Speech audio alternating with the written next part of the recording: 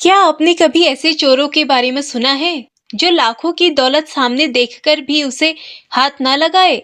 शायद नहीं, लेकिन आज की कहानी ऐसे चोरों की है जिन्होंने एक ऐसा फैसला लिया जिससे पूरे राज्य की सोच बदल दी। लोग उन्हें चोर कहते थे, लेकिन उनके दिल में ईमानदारी इतनी गहरी थी कि बड़े-बड़े अमीर भी उनके सामने छोटे पड़ गए। आखिर ऐसा क्या हुआ कि राजा ने उन्हीं चोरों को अपने राज्य का सबसे सम्मानित व्यक्ति बना दिया? बहुत समय पहले आनंदपुर नाम का एक राज्य था।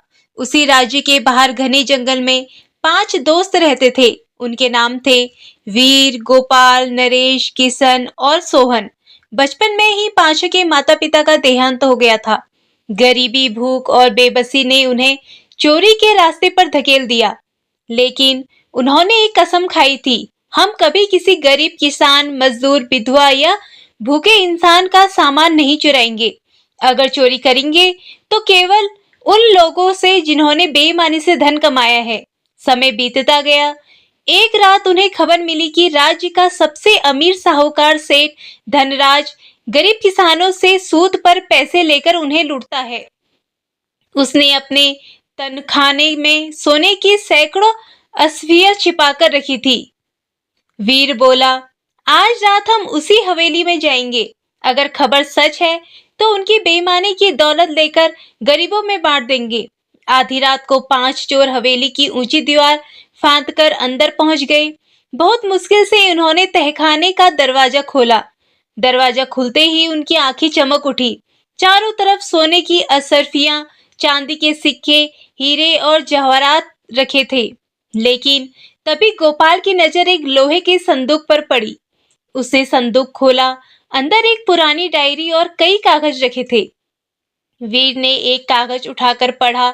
उसमें लिखा था, यह धन राज्य के उन गरीब किसानों का है जिन्होंने अपनी जमीन बचाने के लिए अपनी आखिरी जमा पूंजी यहाँ जमा करवाई है। कल सुबह यह धन राजकोष में जमा होना है ताकि किसानों के कर्ज माफ किए जा सके। यह पढ़ते ही पांचों एक दूसरे का चेहरा देखने लगे। किशन बोला, अगर हम यह धन ले लिया तो सैकड़ों परिवार बर्बाद हो जाएंगे। कुछ पल के लिए वहां गहरा सन्नाटा छा गया। इतना सारा धन उनके सामने था, फिर भी किसी का हाथ आगे नहीं बढ़ा। वीर ने गहरी सांस ली और बोला, हम चोर जरूर हैं, लेकिन किसी गरीब की बदुआ लेकर कभी अमीर नहीं बनेंगे। पांचों ने संदूक को उसी तरह बंद किया और बिना एक भी सिक्का उठाए वापस लौटने लगे।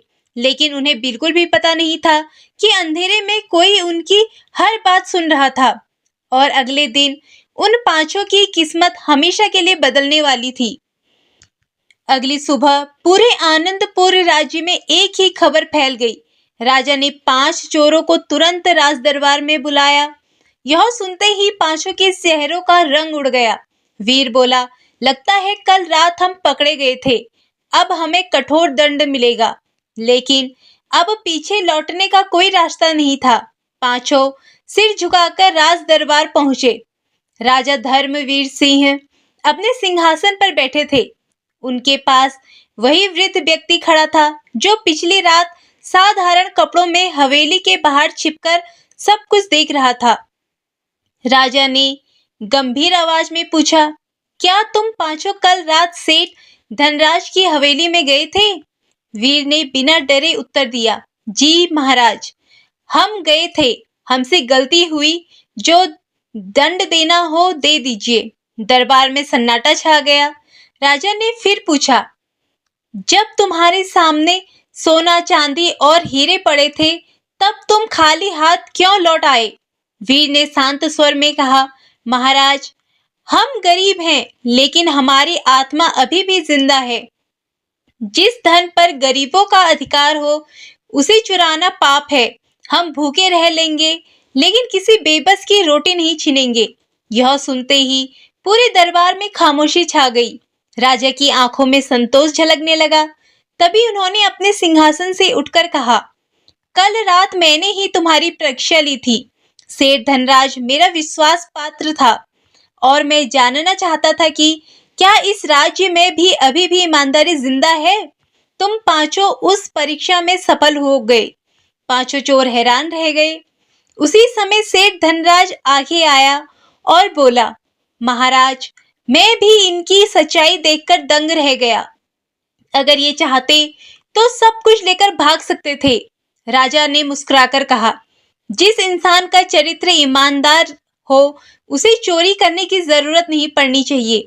आज से तुम पांचों चोर नहीं बल्कि इस राज्य के रक्षक हो। राजा ने पांचों को राजकोष की सुरक्षा की जिम्मेदारी सौंप दी।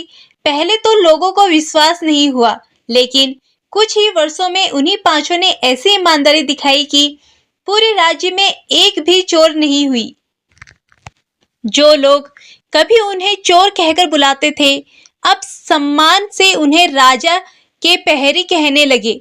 एक दिन छोटे से बच्चे ने वीर से पूछा, चाचा, आपने इतना धन देखकर भी चोरी क्यों नहीं की? वीर मुस्कुराया और बोला, बेटा, धन खोकर इंसान फिर अमीर बन सकता है, लेकिन ईमानदारी खोकर वह जीवन भर गरीब ही रहता है। यह सुनकर वहां खड़े हर व्यक्ति की आंखें नम हो गई। उस दिन पूरे राज्य को समझ आ गया कि ईमानदारी किसी इंसान के कपड़ों, उसके काम या उसकी पहचान से नहीं होती, बल्कि उसके चरित्र से होती है। तो इस कहानी से हमें ये सीख मिलती है कि गलत रास्ते पर चलने वाला भी अगर सही निर्णय ले तो उसकी जिंदगी बदल सकती है। ईमानदारी सबसे बड़ी दौलत है, इसे कभी मत खोइए, क्योंकि यही एक दिन सम्मान, विश्वास और सच्ची सफलता दिलाती है।